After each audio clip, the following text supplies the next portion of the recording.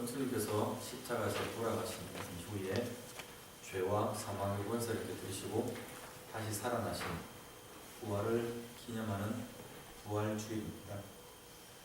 다른 종교도 죽음 이후의 삶에 대한 이야기를 합니다만 부활신앙은 기독교 복음의 기독교 신앙의 가장 중요한 핵심 가운데 하나, 가장 독특한 특징 가운데 하나라고 할 수가 있습니다.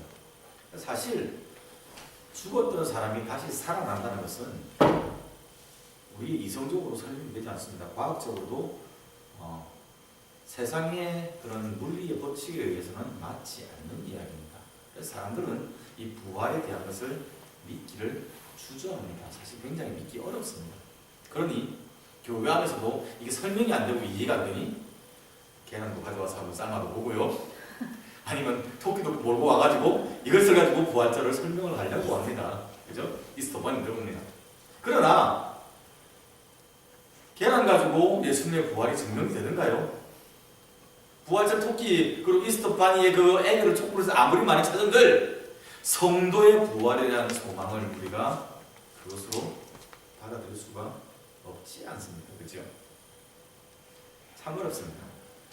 성경은 부활이 무엇인지 우리에게 말씀을 합니다. 그리고 그것이 역사적인 사실이라서 우리에게 말씀을 합니다. 그래서 하나님의 말씀을 있는 그대로 믿는 믿음 아니고는 부활은 설명되지도 그리고 이해되지도 그리고 받아들여지지도 사실은 않습니다. 오늘 저는 오빠의 죽음 앞에서 아무런 정신을 차릴 수 없을 만큼 슬퍼하고 아파하는 마르다와 그 마르다를 찾아가서 위로하시는 주님 사이의 대화를 통해서 성경이 말씀하시는 부활이 무엇인지 그리고 우리가 어떠한 믿음을 가져야 하는지를 한 번 더 생각해 보려고 합니다. 이 시간 통해서 여러분의 마음 가운데 부활의 확신과 또 감사에 대한 감사가 넘칠 수 있기를 바랍니다. 오늘 본문은 사실은 제가 작년에 요한복음 강의할 때 한번 살펴봤던 본문입니다. 그래서 우리 교회 성도님들 대부분 아마 이 본문의 백그라운드를 다 기억을 하고 계실 것이라고 믿습니다. 네, 이 환한 미소들은 무엇인지요? 네, 17절 본 것처럼 주님께서 나사로가 죽은 것을 아시고 난 다음에 장사된 나사로 무덤에 묻힌 지 4일 지난 다음에 주님께서 이 나사로의 집안에 마리아와 마르다를 위로하러 조문하러 가셨더랍니다. 주님께서 오신다는 말씀 듣고 마르다는 집에 있다가 뛰쳐나갔습니다. 마을 어귀까지 나가서 주님을 맞이했습니다. 여러분, 보통 조문을 할 때 집에 있고 사람들이 찾아와서 인사를 하는데 마르다는 뛰쳐나갔어요. 주님을 맞이하러 나갔습니다. 마을 입구 길에서 주님을 만난 거예요. 마르다와 주님 사이의 그 분위기를 여러분 상상할 수 있겠습니까? 슬픈 기분이 깔렸지만 안타까움, 속상함 그런 게 있습니다. 분명히 뭔가 말하기 힘든 그 어색함과 그 불편함, 심지어 저는 원망의 마음 가지고 있었던 것으로 저는 생각을 합니다. 마르다가 주님께 말씀드렸습니다. 주께서 여기 계셨더라. 내 오라비가 죽지 아니하였을 것입니다. 그러나 나는 이제라도 주께서 무엇이든지 하나님께 구하시는 것을 하나님께서 주실 줄을 아나이다. 여러분, 마르다는 어떤 생각으로 이런 말을 주님께 했을까요? 3절을 보면요, 마리아와 마르다가 예수님에게 사람을 보냈더랍니다. 예수님께서 예루살렘에 계실 때 그쪽으로 사람을 보냈더래요. 그래서 말을 했습니다. 주여 보옵소서, 사랑하시는 자가 병이 들었나이다. 예수님과 이 마르다의 편을 보면 예수님과 나사로가 굉장히 관계가 친밀했다는 거예요. 굉장히 서로 잘 알고 서로 많이 아껴주는 굉장히 깊은 사이였다는 얘기입니다. 그 주님께서 사랑하시는 나사로가 우리 오빠가 병들었어요 주님. 이 얘기 뭐예요? 빨리 와서 고쳐주세요 하는 얘기잖아요. 어서 와서 주님 예루살렘 가까우면 빨리 와서 고쳐주세요 하는 마음으로 사람을 보내서 나사로가 병들었어요. 그 나사로는 주님께서 사랑하는 나사로잖아요 주님하고 메시지를 보냈던 겁니다. 그런데 주님은 나사로가 죽은 지 4일이 지난 다음에야 이 베다니로 찾아오신 겁니다. 우리가 읽은 것처럼 예루살렘과 베다니는 오리길이라는데 한 3km 되는, 그러니까 1시간만 걸어가도 갈 수 있는 거리였습니다. 오늘 우리 재현이가 교회 올 때 15분 걸려서 걸어왔다고 이야기했는데요. 그렇죠. 그 정도면 한 3-4배만 더 가면 되는 거예요. 그러니까 굉장히 가까운 거리라니까요. 그런데 주님께서 나사로 아프다는 얘기를 듣고도 안 오시고 있다가 죽은 지 4일 지난 다음에 위로하겠다고 찾아오십니다. 마르다가 이야기하는 데 있어요. 주께서 여기 계셨다면 내 오라버지가 죽지 않았을 겁니다. 분명히 원망에 완전히 들어가 있는 표현입니다. 마르다가 이 시간에 우리 오빠가 죽은 이유가 죽음의 원인이 병들고 고통받고 죽은 원인이 예수에게 있다고 말하는 건 아닙니다. 네? 그러나 자신의 요청에 바로 응답하지 않은 예수님에 대해서 서운한 감정은 분명히 있었습니다. 왜냐하면요, 마르다는 예수님께서 주님께서 원하신다면 병든 자기 오빠 나사로를 살리실 만한 능력이 있다는 것을 알고 있었거든요. 알고도 있었고 믿고도 있었습니다. 그러니 사람 보냈죠. 당신이 사랑하는 사람이 아픕니다. 와서 고쳐주세요. 우리도 마찬가지잖아요. 우리도 하나님께서 전능하신 하나님인 줄 알고 있어요. 이 세상을 말씀으로 창조하신 하나님, 창조주 하나님, 우리의 삶을 지금도 다스리시는 하나님인 줄 우리가 알고 있습니다. 그래서 그분에게 기도합니다. 근데 세상 천지 만물을 말씀으로 창조하신 하나님이 말씀 한마디면 아니면 손 한 번만 내뻗으시면 우리가 걱정하고 있는 문제들, 우리가 갖고 있는 문제들, 건강의 문제, 자녀의 문제, 관계의 문제, 경제적인 문제, 아니면 비자의 문제, 다양한 문제들 한 번에 다 해결할 수 있도록 우리는 믿고 있거든요. Our God is Almighty. 전능하신 하나님이잖아요. 우리가 그건 믿고 고백하잖아요. 알고 있잖아요. 그런데 주님께서 우리가 기도했을 때 바로 응답 안 하시네. 서운하죠. 말을 것처럼. 주님 왜 저한테요? 사랑하신다면서요. 제가 기도드는데 주님 왜 응답 안 해주십니까? 하는 마음 가질 수 있습니다. 오빠 주께서 여기 계셨더라면 우리 오빠 죽지 않았을 거예요 하는 얘기가 그 얘기예요. 마르다의 모습과 우리 모습이 사실 별반 다르지 않습니다. 그렇죠? 저는 오늘 22절 말씀을 우리 한 번 더 다시 생각했으면 좋겠습니다. 마르다의 신앙의 고백이 참 귀한 고백인데 이 고백이 입술의 고백이 아니라 우리의 믿음이 함께 동반된 고백이 되어야 함을 우리가 생각해 보기를 원합니다. 22절 우리 같이 한번 읽어봅시다. 22절 말씀요. 같이 읽겠습니다. 그러나 나는 이제라도 주께서 무엇이든지 하나님께 구하시는 것을 하나님이 주실 줄을 아나이다. 아멘. 여러분 이런 고백 진짜 귀하지 않습니까? 여러분이 이런 고백 할 수 있겠습니까? 여러분이 가족이 상을 당했는데 주께서 찾아오셨는데 주님을 향하여 그러나 나는 지금이라도 주께서 하나님 무엇이라도 구하시면 우리 하나님이 들어주실 줄 나는 압니다. 정말 귀한 고백입니다. 마르다는 예수님과 하나님과의 관계를 알고 있었어요. 하나님께서 예수님을 이 땅에 보내신 것, 그리고 하나님께서 예수님을 통하여 일을 하시는 것,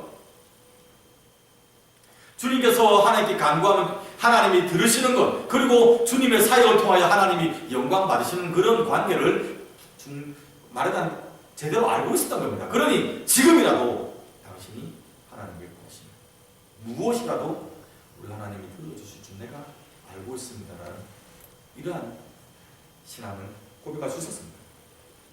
그런데 안타까운 것은 사실은 이 22절 요 본문 요 절만 가지고는 마르다가 이 시간에 예수님에게 자 예수님 그렇다면 나는 이렇게 알고 있으니 당신이 하나님에게 무엇을 구해주세요라고 말을 할 때 그 무엇이 무엇인지는 사실은 이 본문에서는 명확하게 나타나지가 않습니다. 전통적으로 볼 때 신학자들은 요 본문이 요 구절이 마르다가 예수님에게 주님 우리 오빠를 살려주세요 라고 요청을 하는 그러한 고백이다라고 보통 해석을 해왔습니다. 그런데 그 다음 절에 보면 예수님께서 뭐라고 하십니까? 내 오빠가 다시 살아나리라 말씀하셨죠. 근데 마르다 그때 뭐라고 이야기합니까? 마지막 부활 때에 다시 살아날 줄 내가 알고 있습니다라고 대답했잖아요. 그러니까 마르다는 지금 오빠가 지금 살아날 걸 기대 안 하고 있는 겁니다. 39절에 예수님께서 야 내가 살릴 테니까 돌을 치워라, 무덤을 막고 있는 돌을 치워라 말씀하셨죠? 근데 마르다가 뭐라고 합니까? 선생님 장사한 지 나흘이 지났기 때문에 이미 냄새가 납니다. 좀 살 수 없어요. 가망 없어요 라고 마르다는 이야기하고 있다. 그러니까 이 22절 본문이 주님 지금 우리 오빠를 살려주세요 하는 소망은 품고 있다고 말을 하기는 조금 저는 불편합니다. 어렵습니다. 오히려 그 소망은 제외한 채 다른 소망, 하나님께서 우리를 위로주시길 바랍니다. 어딘지 그런 것을 품고 있는 것이 아닌가라고 생각을 합니다. 그렇게 본다면 여기서 마르다의 신앙의 한계가 있다는 거예요. 신앙의 수준이 어딘지를 우리가 가늠할 수 있다는 얘기입니다. 20절에 기록된 것처럼 우리가 살펴본 것처럼 마르다는 예수님께서 오신다는 얘기를 듣자마자 바로 뛰쳐나가서 길거리에서 마을로기에서 주님을 맞이했습니다.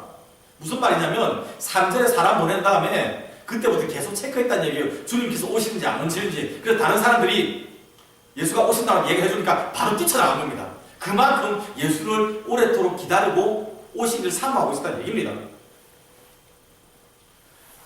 기다리지 못해서 집안에서 기다리지 못하고 그 마을까지 나가서 주님을 맞이해야 될 만큼 간절했고요. 그리고 마르다의 마음 가운데 예수님께서 고쳐줄 수 있다는 믿음도 분명히 있었습니다. 그런데 주님께서 오늘 본문에서 내 오라비가 살아나리라, 다시 살아날 것이라고 말씀하실 때 마르다는 주님 감사합니다. 이제라도 주께서 우리 오빠를 살려주실 줄 내가 믿습니다라고 고백한 것이 아니라 주여 맞습니다. 마지막 때에, 마지막 부활 때에, 그때 우리 모두가 다 살아날 줄은 저도 알고 있습니다 라고 대답을 줍니다. 이것도 귀한 고백이 정확하게 얘기했습니다. 목사인 저도 가족이 상을 당했을 때 누가 위로하면 네 감사합니다 하지, 그 순간에 맞아요 우리가 천국에 소망이 있어요 라고 말을 하기는 사실 쉽지 않습니다. 제가 한국에 사역할 때 그런 경우 많이 있었거든요.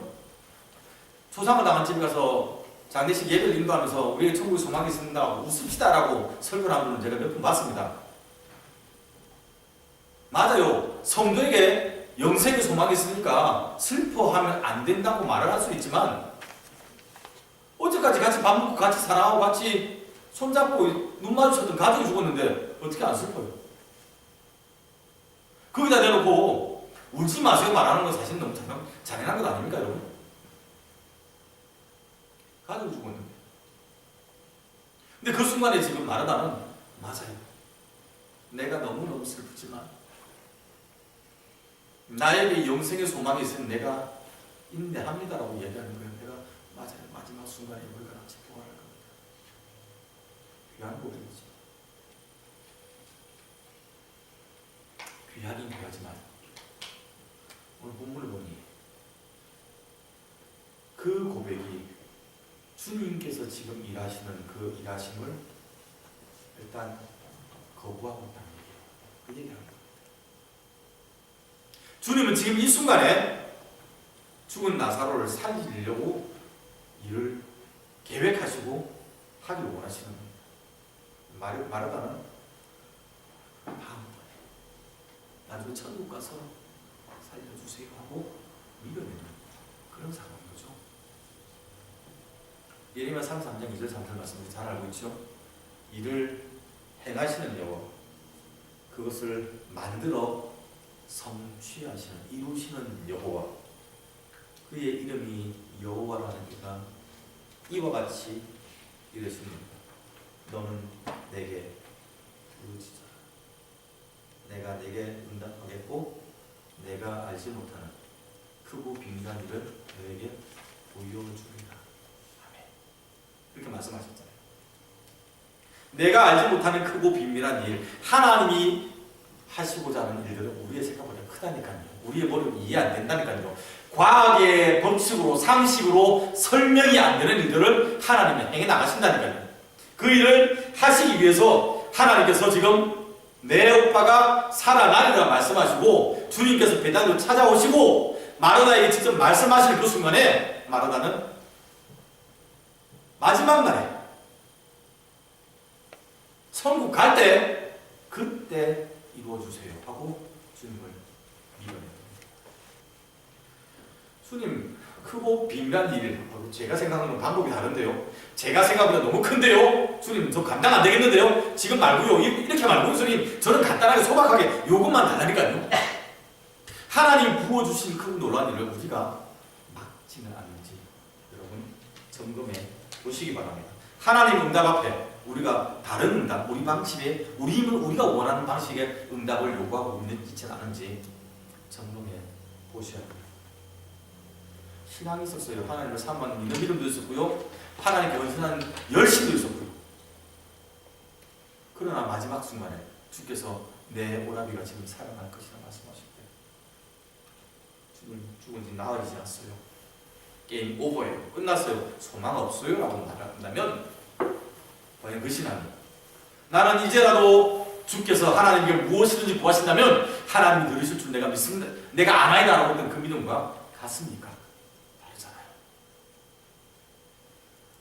하나님의 큰 일을 체험하지 못합니다. 이런 사람들.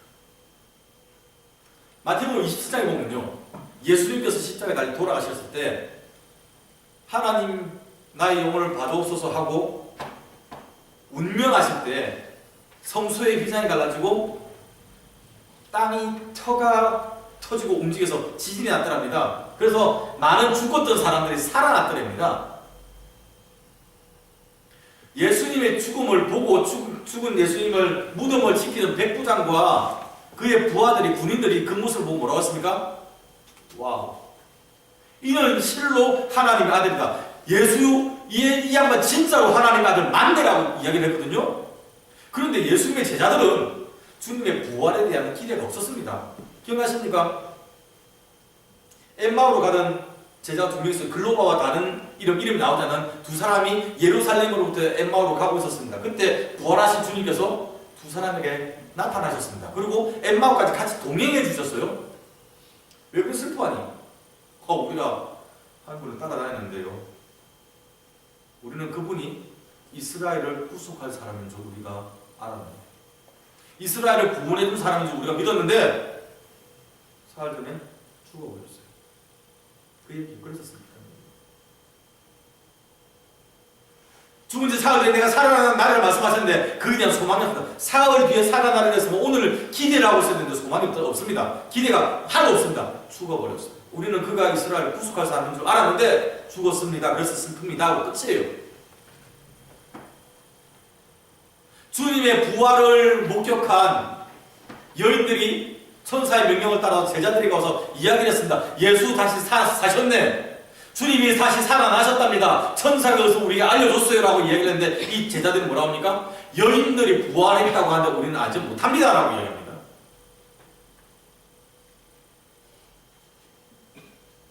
성경은 그들을 예수의 제자라고 평가하고 있습니다. 주님께서 이 둘에게 뭐라고 합니까? 미련하고 선지자들이 말한 모든 것을 마음에 더디 믿는 너희들 바보래요.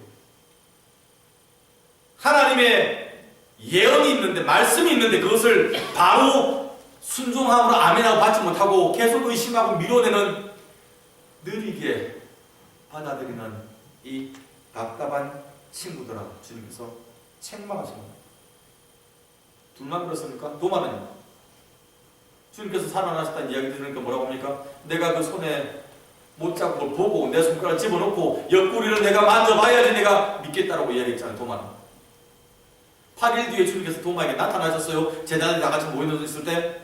그래서 주님께서 말씀하셨죠. 도마야, 너의 손을 내밀어. 너의 손가락으로 여기를 찔러보고 너의 손을 내밀어 여기를 만져보아라. 도마가 뭐라고 합니까? 나의 주시오, 나의 하나님이십니다. 주께서 뭐랬어요? 도마야, 네가 나를 본보로만 봤기 때문에 믿느냐? 주께서 했던 말씀이 만져봐라. 그래서 믿음 없는 자가 되지 마라 말씀하셨거든요. 주님 구차하지만 만져보고 이래라도 믿음을 가져라고 말씀하시는 거예요. 그래 도마가 얼굴이 부끄러워서 주여 나의 주님 나의 하나님 하고 고백하니까 주님께서 뭐라고 해요? 봐야 믿느냐? 믿음이 기특하다. 그러나 보지 않고 믿는 자가 더 복되다 말씀하셨잖아요.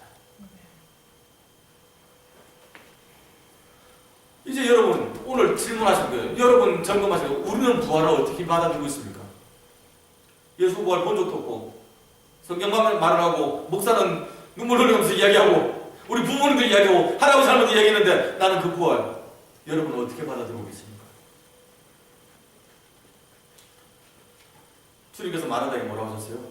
나는 부활이요 생명이니 나를 믿는 자는 죽어도 살겠고 무릇 살아서 나를 믿는 자는 영생하리라. 아멘입니까? 잘 안 나오지? 그 다음 주님께서 하셨던 말씀, 내가 이것을 믿느냐? 오늘 이 질문 여러분 갖고 가셔야 돼요. 선뜻 아멘 안 나오는 이 질문. 나는 부활의 생명이니 나를 믿는 자는 죽어도 살겠고 무릇 살아서 나를 믿는 자는 영원토록 죽지 아니하리라. 여러분 이것을 믿으십니까? 못 믿으니까 주께서 보여주신 게 그게 부활입니다. 여러분 우리가 못 믿으니까 주께서 보여주셨다니까. 주님께서 십자가에 달려 돌아가시고 다시 살아나셔서 보여주시는 거예요. 제발 좀 믿어라. 봐서라도 믿어라. 말씀하시는 겁니다. 고린도전서 15장 20절부터 22절 말씀입니다. 제가 읽어드릴게요. 그러나 이제 그리스도께서 죽은 자 가운데서 다시 살아나사 잠자는 자들의 뭐요? 첫 열매가 되셨도다. 사망이 한 사람으로 말미암았으니 죽은 자의 부활도 한 사람으로 말미암는도다. 아담 안에서 모든 자가 죽은 것 같이 그리스도 안에서 모든 사람이 삶을 얻으리라. 아멘. 아멘. 이건 아멘 하셔야 돼요. 주님께서 나사로 살리신 것처럼 그리고 주님께서 직접 친히 죽음에서 다시 살아나신 것처럼 저나 여러분이 다시 살아날 것을 보여주시는 겁니다. 내가 보여주니까 이제 믿어라 라고 말씀하시는 겁니다. 아직도 이것을 거부하시겠습니까? 나는 부활이요 생명이요. 내가 이것을 믿느냐? 여러분의 믿음이 여기에 주저없이 아멘 주님 그렇습니다 라고 고백하시는 데까지 자라가기를 축원합니다. 우리의 믿음은 성장해 가야 돼요. 그죠? 입술로 나오는 게 아니라 가슴으로 영으로 고백되는 믿음이 있어야 됩니다. 아는 지식 말고요. 성경 말씀을 그대로 믿음 가질 수 있길 바랍니다. 그리고 예수 부활의 이 기쁨이 우리 찬송하면서 우리 정말 오늘 목 아프게 찬양했는데 전하는 거예요. 그렇게 선포하는 겁니다. 사람들 믿지 않아요. 사람들 받아들이지 않아요. 알지도 못해요. 토끼나 잡으러 간다니까요.